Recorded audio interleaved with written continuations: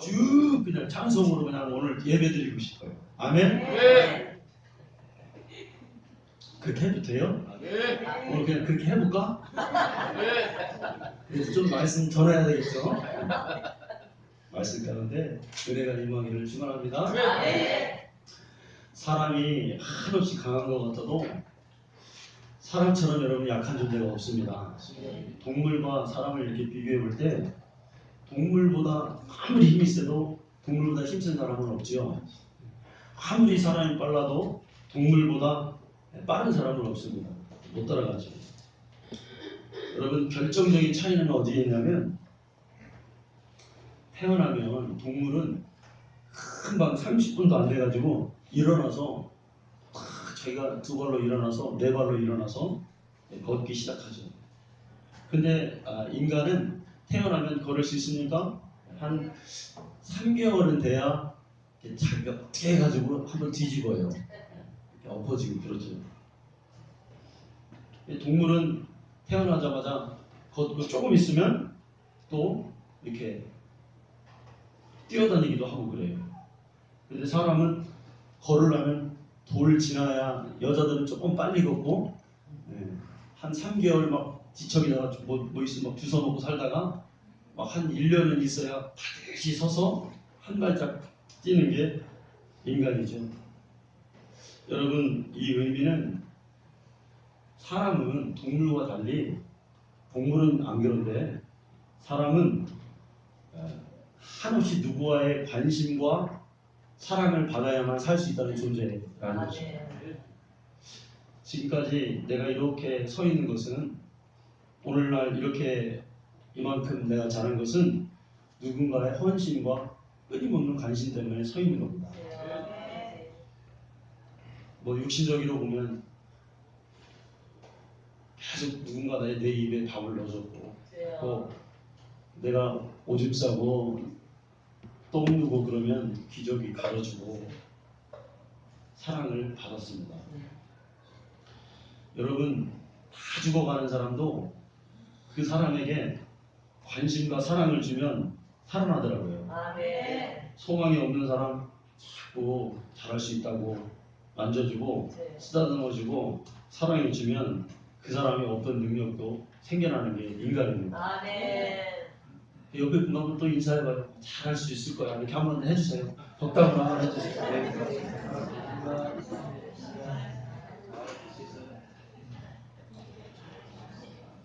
저는 어렸을 때부터 여러분 교회에서 참 가만히 생각해 보면 사랑을 저만큼 많이 받고 신앙생활을 한 사람도 드물어요. 제가 고등학교 3학년 때 대학교를 포기했습니다. 나는 예전에도 말씀드렸죠. 야, 빨리 나가서 돈 벌어야 되겠다. 고생하는 우리 어머니 아버지 잘해드려야 되겠다. 이런 생각이 가득했습니다. 공부가 하기 싫더라고요. 그럼 하기 싫은데 그게 되겠습니까? 땡땡이라고 아시죠 여러분? 네. 뭐 학교 끝나면 얼른 가방 싸가지고 막 집에 오는 거예요. 뭐 그런데요 교회에서 은혜를 받았잖아요.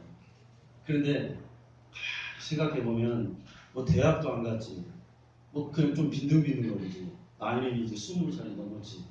그런데 교회만 가면 집사님과 권사님들이 잘 될 수 있을 거라고, 큰 힘을 될 수 있을 거라고, 하나님이 많이 사랑한다고 이런 얘기를 수도 없이 들었어요. 그러니까 여러분 또 잘 되는 거예요. 할렐루야. 개척해서 하나님의 교회를 우리가 설립 예배를 드렸어요.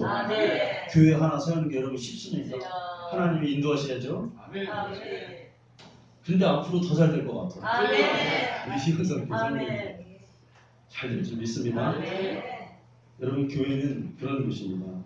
성도는 그런 것입니다. 잘할 수 있을 거라고, 잘 될 수 있을 거라고. 병으로 고생하는 사람 보면 나을 수 있을 거라고. 또 그 사람이 고통당하고 있으면 그 아픔을 통해서 하나님이 당신을 만지시고 성숙하게 할 거라고.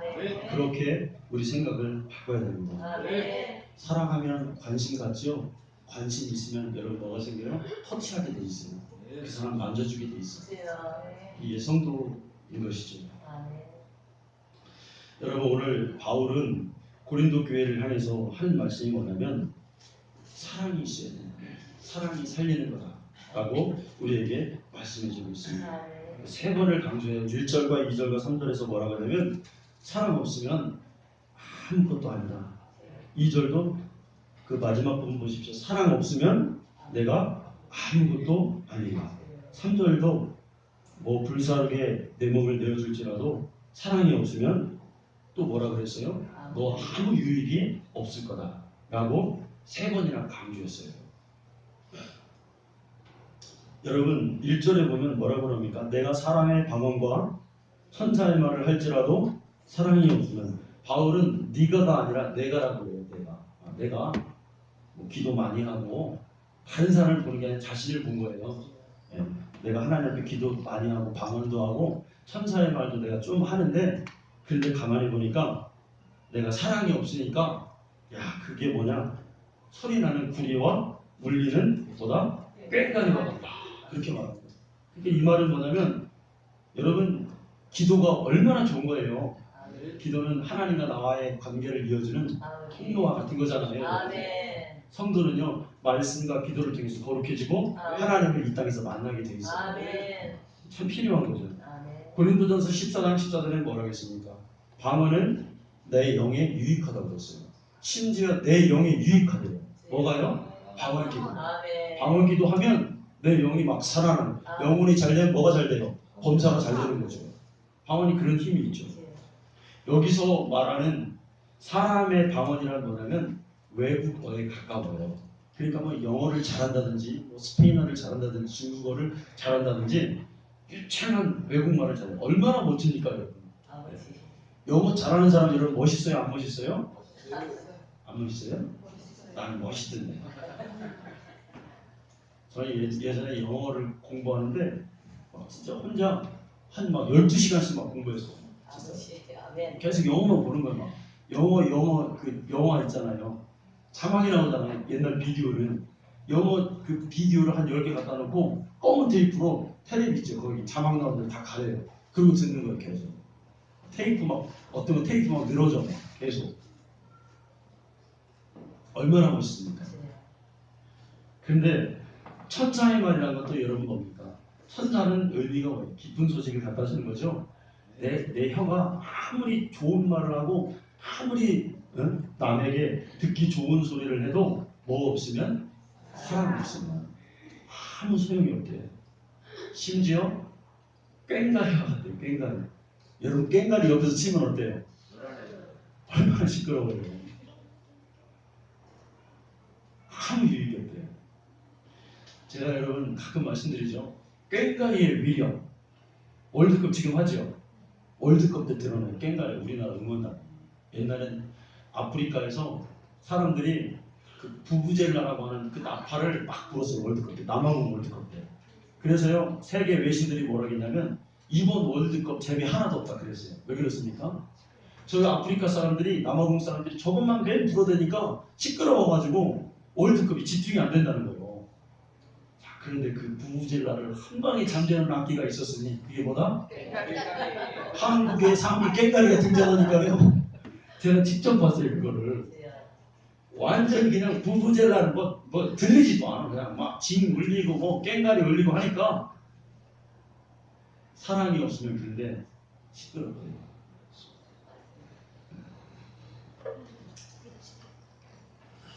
2절을 보십시오 여러분. 같이 읽겠습니다. 시작. 내가 위하는 능력이 있어 모든 길과 모든 지식으로 또 사람을 운행하는 모든 일을 실수로 사랑이 없으면 내가 아무것도 아니요. 이번에는 뭐냐면 예언과 능력과 비밀과 지식을 다 신비한 것을 알고 있는데 사랑이 없다는 거예요. 남들이 모르는 걸 알고 있어요. 남들이 안 가지고 있는 지식을 소유하고 있어요. 좋은 능력과 은사를 가지고 있어요. 그런데 사랑이 없으니까 또 뭐다 이번에? 아무것도 아니죠. 아무것도. 마태복음 7장 22절에 보면 이렇게 말해요. 나더러 주여 주여 하는 자마다 우리가 주의 이름으로 선지자 노릇도 하고 주의 이름으로 귀신을 쫓아내며 주의 이름으로 많은 권능을 행하지 아니하였나이까. 이 마지막 때에 있을 일이거든요. 주의 일을 엄청 열심히 했어요. 그리고 능력도 나타났어요. 그런데 23절에 보니까 그때 내가 그들에게 밝히 말하되 내가 너희를 도무지 알지 못하니 그랬어요.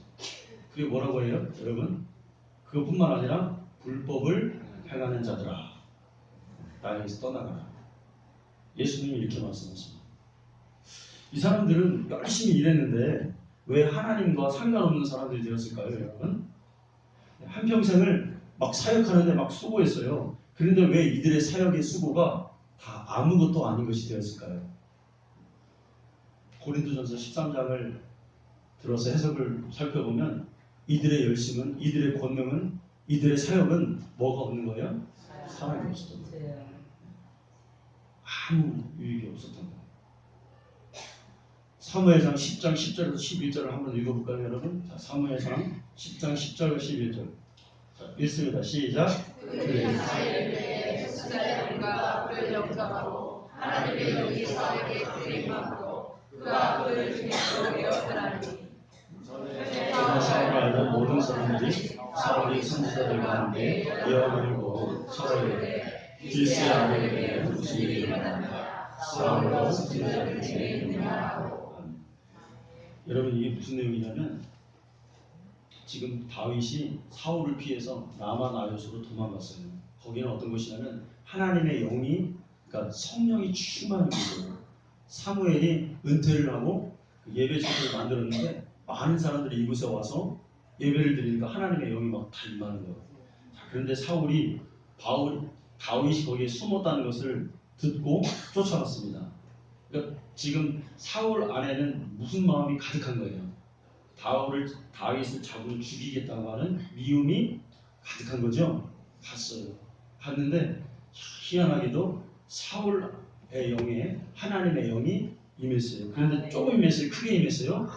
크게 임해서 선지 생도들이 다 볼 때 와, 사울에게 엄청난 큰 영이 임했다. 그러니까 선지 생도들이 인정할 정도니까 대단한 성령의 역사가 사울에게 일어났던 거예요.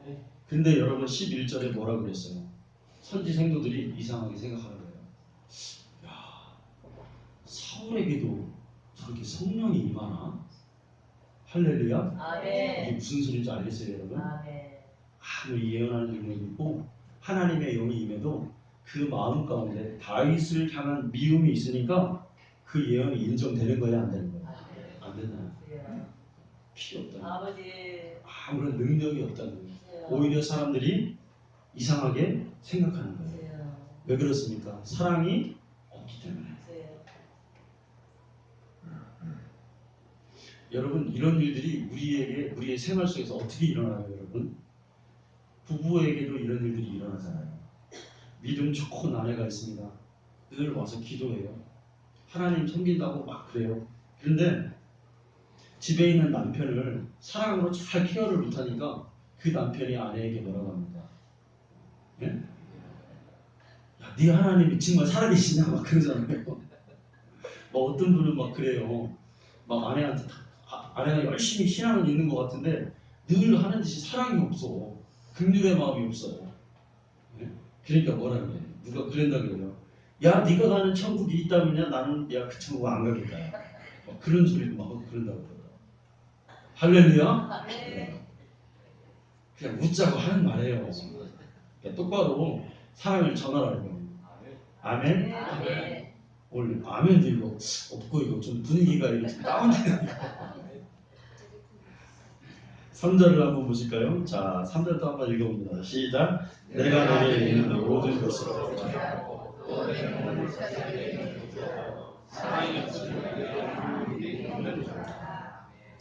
몸을 불사르게 내어줄지라도 얼마나 귀한 열정입니까? 그런데 사랑이 없으니까 이번에도 뭐라면 유익이 없대요.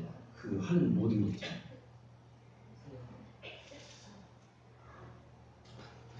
어떤 사람이 나에게 엄청나게 잘해줍니다. 그런데요, 그 잘해줌이 부담이 될 때가 있어요. 사랑의 의도가 아닌 다른 의도가 있으면 부담이 되는 거죠. 여러분, 아무리 나를 잘해줘도 그 사람이 하나님의 사람이 아니고 그 사람이 하나님의 의가 없다면 나는 그 호의를 때로는 거절할 줄 알아야 됩니다. 아멘. 근데 이 사람이 내 편이 아니야. 내가 얘기할 때마다 사사건건 이 사람이 나를 반대하고 나를 막 세상 말로 뭐라는 막 씹어 막 이렇게. 죄송합니다. 이런 표현 써서. 그런데 그 사람이 하나님의 사람이에요. 그럼 여러분 어떻게 하실래요? 같이 가야죠. 아멘. 내 뜻을 굽혀서 하나 되게 해야 되는 거죠.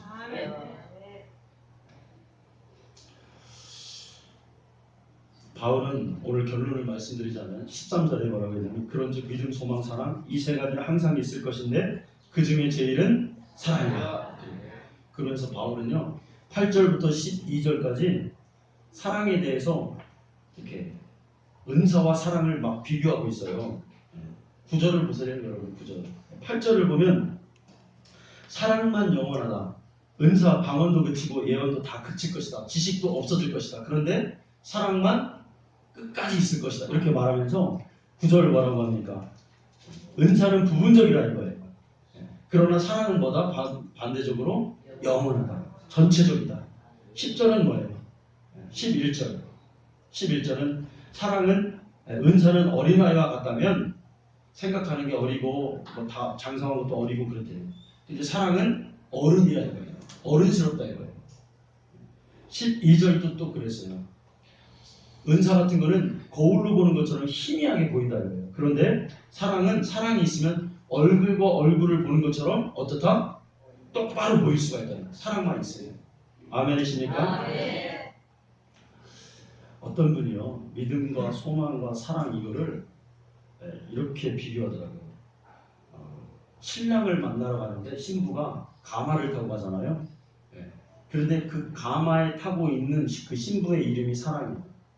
그 가마가 있으면 앞에 그 잡는 사람이 있죠. 그게 뭐냐면 그 가마꾼의 이름이 소망이에요. 왜냐면 앞을 향해서 보고 가니까. 뒤에 있는 사람은 뭐예요? 뒤에 있는 사람은 뒤에서 믿음으로 받쳐주는 믿음이에요. 그런데 이 가마가 신랑 집에 딱 도착했어요. 신랑을 만나는데 믿음도 소망도 거기까지인 거예요. 진짜 만나는 건 뭐예요? 신랑을 만나는 건 신부 사랑이에요. 사랑. 둘이 이렇게 만나는 거예요. 우리가 여러분 하나님 나라에 이르게 되면 우리의 믿음과 소망은 그 사명이 완수되는 거죠. 더 이상 큰 의미가 없어집니다. 왜냐하면 소망이 주님을 봤잖아요. 더 이상 하나님을 내 앞으로 딱 보고 있는데 뭔 믿음이 필요하겠어요. 사랑만 천국은 빛과 사랑이 넘치는 곳이라고 그랬습니다. 그래서 사랑만큼은 영원하다는 거예요. 바울이 이걸 깨달을 거예요. 주님과 우리가 그곳에 가면 사랑하는 관계로 영원히 있는구나. 사랑의 속성은 천국에 있는 거고. 그래서 사랑이 제일이라고 말했구나. 그러니까 여러분 사랑이 가면요 믿음도 따라오고 소망도 따라오게 돼 있어요. 아멘. 아멘. 사랑이 이렇게 중요해요. 요한복음 3장 16절을 여러분 한번 볼까요? 하나님이 세상을 이처럼 사랑이 먼저였어요. 하나님이 우리를 사랑하니까 사랑이 먼저였어요. 사랑하사 독생자를 주셨으니 그를 어떻게 하는 자마다 믿는 자. 이제 믿음이 생기는 거예요. 그러면 영원히 멸망하지 않고 영생을 얻게 하려 하시며 소망이 그다음에 따라오는 거예요. 아멘. 아 그렇구나. 하나님 우리 사랑하셨구나. 그래서 내가 그 아들 독생자를 믿음이 생겼구나. 그리고 영원한 천국을 바라보는구나. 소망이 생기는 거예요.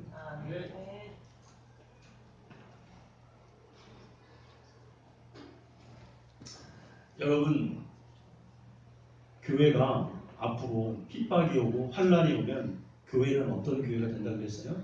금요일날 말씀드렸죠? 교회는 초대교회로 돌아갑니다. 아멘. 이제 대형교회가 아니에요. 초대교회 때 핍박이 오고 환란이 오면 그게 뭐냐면 우리에게 이게 기회예요. 기회. 뭐냐면 야 진짜 믿는 자가 있는가 하나님 이렇게 우리를 보신단 말이에요. 그게 초대교회예요. 왜 그렇습니까? 초대교회 때는 기적과 표적도 있지만 진짜 믿음을 가지고 순수하게 순교의 정신으로 주님을 믿는 사람들이 나타났거든요. 하나님 그걸 보신다니까요. 초대교회 특징 중에 하나가 뭡니까? 순교와 핍박만 있었습니까? 그렇지 않죠. 그 공동체 안에는 뭐가 있었어요? 아예 내 것을 네 것처럼 내어줄 수 있는, 그러니까 내 모든 것이 써도 좋다는, 같이 공유하자는 어떤 마음이 있었어요? 사랑의 마음이 있었죠. 아멘? 초대교회 공동체는 사랑입니다. 사랑. 여러분, 우리 시원성교회가 그렇게 가야 돼요. 아멘? 네. 사랑의 강령들이 나옵니다. 4절부터 주께서 여러분 5절을 먼저 보시기 바랍니다. 사랑은 뭐지 않고요? 무례히 행하지 아니하며 자기의 유익을 구하지 아니하며 성내지 아니하며 악한 것을 생각하지 아니하며 무례히 행치 않는다. 무례히 행치 않는다. 좀 묵상하시기 바랍니다. 아주 매너 있게, 아주 딱 봐도 젠틀하게, 말 한마디를 해도 아주 그냥 마음에 싹 들게, 감동되게, 그게 사랑이래요. 여러분, 오래된 얘기예요. 제가 한두 번 얘기한 것 같은데, 어떤 그 꼬마 신랑이 새색시를 얻었어요. 옛날에 나이가 어린애를, 나이가 많은 처녀를 데려다가, 이제 가난한 집 처녀를 보통 데려다가 둘이 맺어줍니다. 꼬마 신랑 나이는 10살이 채 안 돼요. 그런데 그 부인의 나이는 이제 19살이 됐어요. 나이 차이가 많이 나죠? 그러니까 꼬마 신랑이 이제 엄마 같은 거예요. 그러니까 어떻게 해요? 이 꼬마 신랑이 엄마 같은, 예? 자기 색시에게 막 조르는 거예요. 맨날 따라다니면서 엿 사달라, 뭐 빵 사달라, 누룽지 긁어달라, 예? 잠재워달라. 그런데 여러분, 그 신부는 뭡니까? 막 집안일 할 일이 많은데 이 신랑이 막 자기를 자꾸 보채고 울고 떼쓰고 그러니까 보통 귀찮은 게 아니에요. 치맛자락 붙잡고 조릅니다. 일을 해야 되는데 할 수가 없어요. 그래가지고 이 신부가 한번 데리고 있던 참에 그날이 왔어요. 시부모님이 다 시장에 가신 거예요. 집에 아무도 없어요. 너 오늘 잘 됐다. 오늘 버릇을 고쳐놔야 되겠다 생각했습니다. 그리고 한 번 기회를 줬습니다. 한 번 다시 그러면은 넌 죽을 줄 알아. 그랬어요. 그랬더니 이 어린애가 말을 듣습니까? 더 막 울고 보채고 그러는 거예요. 그래가지고 신부가 화나서 어떻게 했습니까? 들어가지고 덜렁 들어서 그 초가집 봉구에다 지붕에다 확 던져버렸어요. 할렐루야. 막 뚝 올라가니까 이 신랑이 무섭다고 막 그러는 거예요. 내려달라고 그러는 거예요. 그러면서 색시야, 내가 잘못했으니까 한 번만 용서해줘. 나 내려달라고. 무섭다 그럽니다. 신부가 뭐냐? 아니요, 너는 조금 더 벌을 받아야 돼. 그러니까 신랑이라도 않고 막 너라고 그랬어요. 근데 웬걸 한참 저녁에 오야 될 시부모님이 쌀이무소리 탁 열고 막 들어오네. 이렇게 빨리 올 줄은 몰랐죠. 그래서 이제 어떻게 됐으면 큰일 난 거죠. 이제 신부가 이제 자기 하나밖에 없는 아들을 지붕에다 올려놨으니까. 그런데 여러분, 그렇게 울던 신랑이, 시부모님이 그러는 거예요. 야 이놈아, 너 왜 거기 거기 천장에 거기 떨어지면 어떡하려고 거기로 올라가서 왜 그러고 있어? 그러니까 이 신랑이 눈물을 쑥 닦더니 뭐라고 하는 거예요? 색시야, 큰 호박 따가지고 내려갈까 작은 호박 따가지고 내려갈까. 꼬마 신랑이 거기서 뻥끗했으면, 신부가 저렇게 해놨으면 그 누구예요? 그 색시는 며느리는 그냥 그날을 끝장 남기고 그냥 죽는 거예요. 그냥 시부모님한테 요소를 안 한 건데, 색시가 나를 던졌다면 끝난 건데 그렇게 능청을 여러분 떠는 거예요. 그러니까 시부모가 그 얘기를 듣더니 뭐라고 해요? 야 이놈아, 그냥 작은 호박 하나 따갖고 내려와. 그래서 위기를 모면했다는 거예요. 그날 밤에요, 둘이가 이제 이불 속에 누워가지고 얘기를 하는 거예요. 그 조그만 꼬마 신랑이 그러는 거예요. 색시야, 너 오늘 내가 입만 뻑거렸으면 너 오늘 죽었지? 아빠는 살았지? 그러는 거예요. 신부가 늘 어린 줄만 알고 이게 철없는 줄만 알았더니, 또 나를 아껴주고 사랑해주네. 그래서 영원토록 아주 그냥 하늘로 받들듯 그렇게 남편을 떠받들고 나이는 어리지만 살았다는 얘기 아니에요. 아멘. 사랑이 여러분 별겁니까? 결정적일 때 가치관을 발휘하는 거죠. 아멘. 이렇게 됐다가도 진짜 결정적일 때는 그래도 우리는 한 형제야. 아멘. 무관심 했다가도 우리는 하나야. 우리 같이 가야 돼. 하나님과 같이 가야 돼. 아멘. 여러분 옛날 어른들의 사랑법이 뭡니까? 제가 우리 그 가정 얘기를 좀 하면 저희 아버님이 어머님이 좀 무지하게 썩였습니다. 여러분 보통 그렇잖아요. 옛날 분들 뭐 젊었을 때 돈을 갖다 줍니까? 아니면 뭐 맨날 술이나 먹고 뭐 그렇게 살았어요. 관심도 없잖아요. 집에 속을 많이 썩였지. 저는 저희 아버님이 어머니를 아예 사랑하지 않는 줄 알았어요. 생각하지 않는 줄 알았어요. 그런데 여러분 정말 중요하고 결정적일 때는 가만히 생각해 보니까 아버지는 꼭 엄마 말을 들어요. 할렐루야. 아멘. 제가 가만히 지금 생각해보면 아버님이 이제 돌아가셨지만 생각해보면 그 사랑법 비슷한 거다 이렇게 좀 생각이 됩니다. 속은 아니었구나. 겉은 그래도.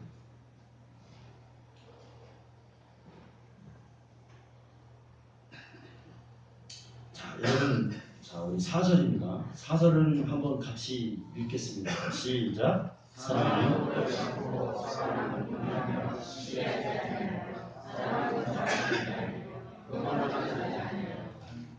사랑은 또 오래 참고 온유하고 시기하지 않는다고 합니다. 언젠가 여러분 TV를 이렇게 보는데 생로병사였어요. 근데 오랫동안 이제 공무원 생활을 하신 분인데 암을 이기는 방법에 대해서 나왔어요. 그러니까 이분이 5년 전에 암 선고를 받고 이제 죽을 거다. 3개월이나 6개월 안에 당신은 살지 못한다. 왜냐하면 암세포가 다 퍼졌다. 이렇게 말을 들은 거예요.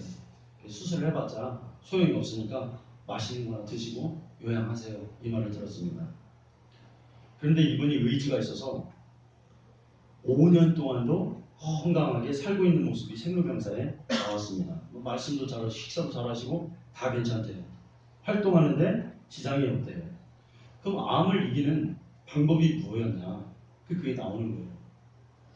이분이 생각이 뭐냐면 암에게 말을 거는 거예요. 야, 어차피 네가 살겠다고 내 몸에 들었으니까 서로 괴롭히지 말고 너도 살고 나도 같이 살자.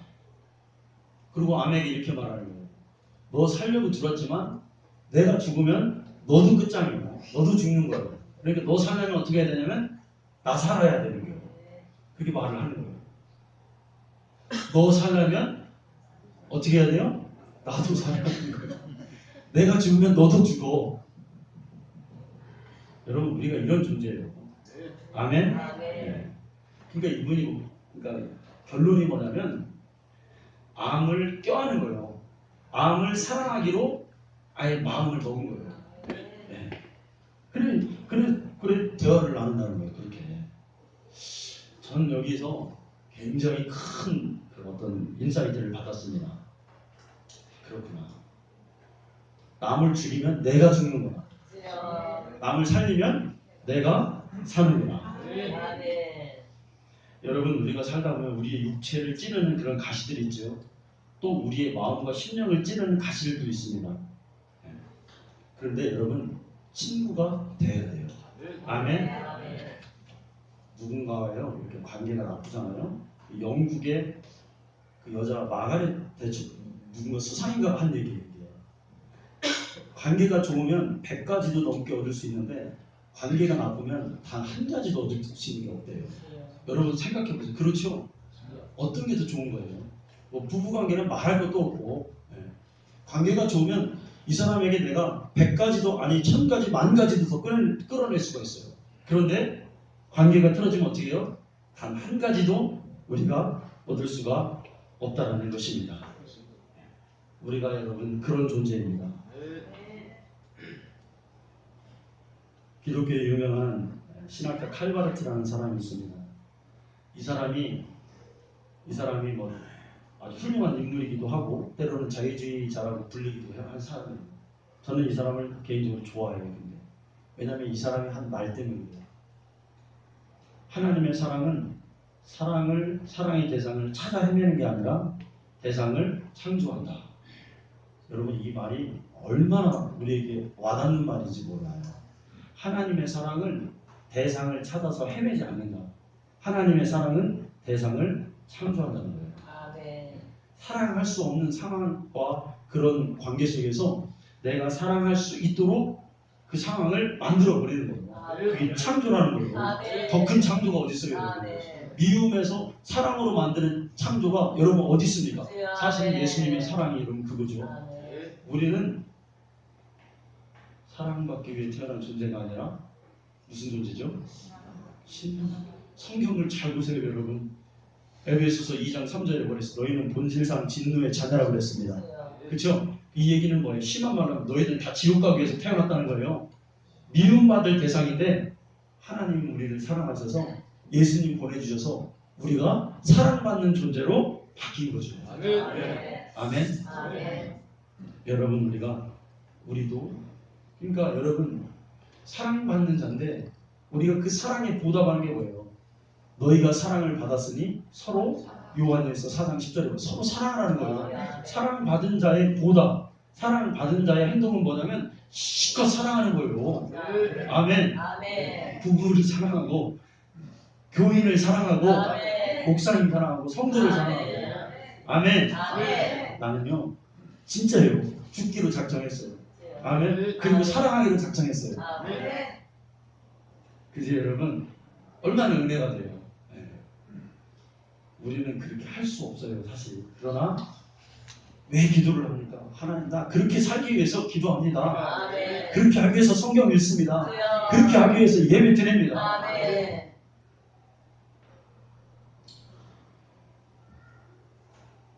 천국 공동체로서 서로 같이 사랑하고 함께 70, 80 평생 우리가 그렇게 사랑하는 존재가 되길 간절히 축원합니다. 기도하겠습니다.